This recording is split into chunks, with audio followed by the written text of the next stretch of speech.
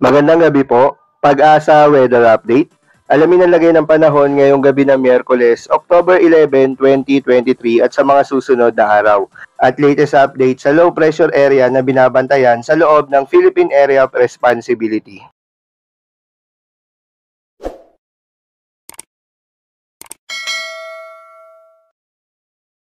Patuloy po nating monitor ang dalawang weather disturbances sa paligid po ng ating bansa.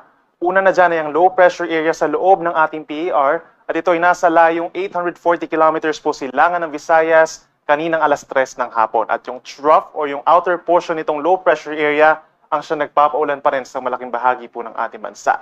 Samantala, ito naman pong si Bagyo with international name na Bolaven ay isang super typhoon or malakas na bagyo na po at huling namataan 2,280 kilometers po sa silangan ng Northern Luzon. So walang direct effect itong si Bolaven sa alinmang parte po ng ating bansa. Base po sa forecast model ng Pag-asa, kung mapapansin po nila, itong low pressure area sa loob ng PAR sa silangan po ng Visayas within the next 24 hours ay posibleng unti-unting lalayo po ng ating kalupaan at magiging parte na lamang po ng outer portion nitong si Super Typhoon Bolaven. At ito naman po si Super Typhoon Bolaven, kung mapapansin din po nila within the next 24 hours, ay kikilos pahilaga at pahilihis palayo po ng ating bansa patungo po dun sa may northern portion of Pacific Ocean. Kung mapapansin din po nila, walang inaasahang pag-enhance ng habagat or southwest monsoon itong bagyo or magi itong low pressure area within the next 24 hours. Samantala, kung mapapansin din po nila sa loob ng 24 oras or hanggang bukas, possible po na may mabuong circulation at worst case low pressure area somewhere po sa may paligid ng Palawan, either sa may Sulusi or sa may West Philippine Sea. At ito pa rin po magpapaulan sa malaking bahagi ng Southern Luzon, Visayas, and even western section of Mindanao sa mga susunod po na araw. Samantala, kung mapapansin din po nila, itong hangin galing sa may mainland Asia ay siyang umiihip po papunta dito sa may Northern Luzon at ito po yung northeasterly wind flow, yung hangin galing sa Hilagang Silangan na siyang posibleng magdala po ng minsan malalakas na hangin at mataas na alon doon sa may extreme Northern Luzon. Within the next 12 hours or hanggang bukas po ng madaling araw, malaking bahagi pa rin ng bansa ang magkakaroon ng mga pag-ulan, bagamat kalat-kalat po ito at hindi tuloy-tuloy na malalakas. So asahan natin mataas ang tsansa ng mga ulan dito sa Luzon, over Calabarzon, Bicol Region, and Mimaropa hanggang bukas ng madaling araw dahil po dun sa trough ng low pressure area sa silangan po ng Visayas. Habang dito sa may Northern and Central Luzon, base na rin sa ating latest satellite animation, kung mapapansin nila bahagyang maulap at minsang maaliwalas naman po ang kalangitan natin ngayong gabi hanggang bukas ng madaling araw. Dito naman sa malaking bahagi ng Visayas, asahan pa rin po ang makulimlim na panahon at mga pag-uulan lalo na dito sa may western and central portions. Dulot po yan ng trough ng low pressure area. So walang kinalaman sa bagyo.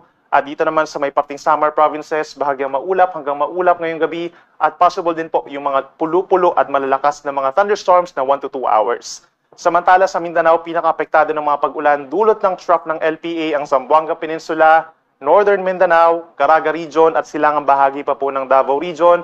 So mag-ingat pa rin sa mga posibleng pagbaha at pagbuho ng lupa. Habang dito naman sa Bangsamoro Region at dito rin sa may Soc-Sabgen and rest of Davao Region, bahagyang maulap hanggang maulap sa susunod na 12 oras at meron din tsansa ng mga localized thunderstorms.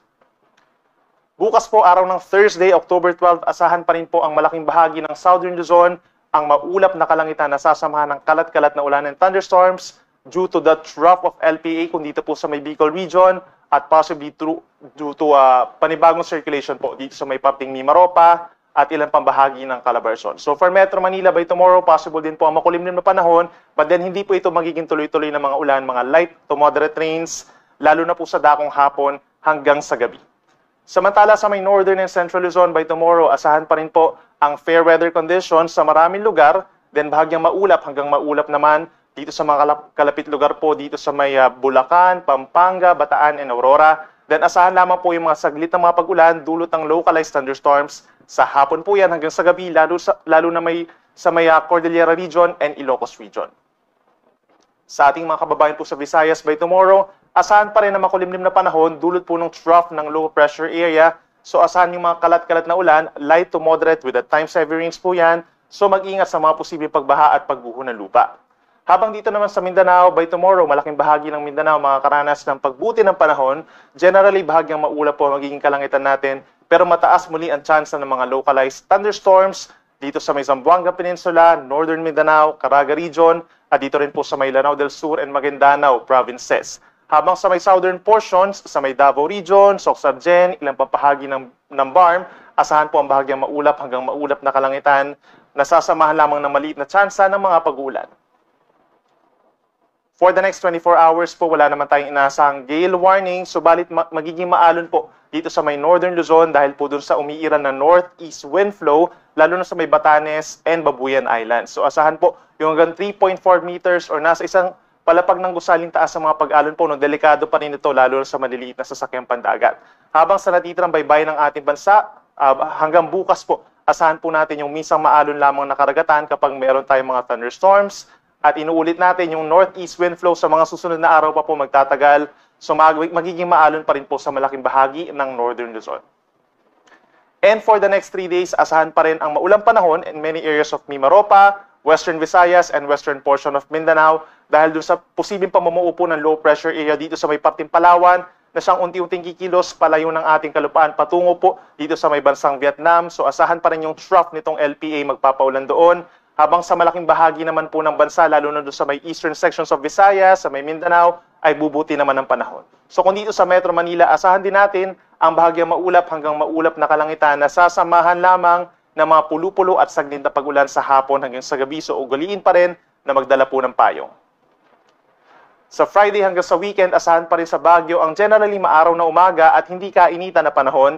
Then sasamahan po ito ng mga pulu-pulong pag-ulan dulot ng localized thunderstorms hapon at gabi. Sa ating mga kababayan po sa Kabikulan, asahan ang pagbuti ng panahon Friday hanggang sa weekend. Asahan lalo na sa umaga ang bahagyang maaraw na umaga. Then pagsapit po ng tanghali, possible hanggang 32 degrees Celsius na temperatura, so may kainitan po. At sa dakong hapon hanggang sa gabi, partly cloudy to cloudy skies with some isolated thunderstorms. Sa atong mga kaigsoon na din na over Metro Cebu for the next 3 days pa, asahan pa rin natin ang bahagyang pagbuti ng panahon doon.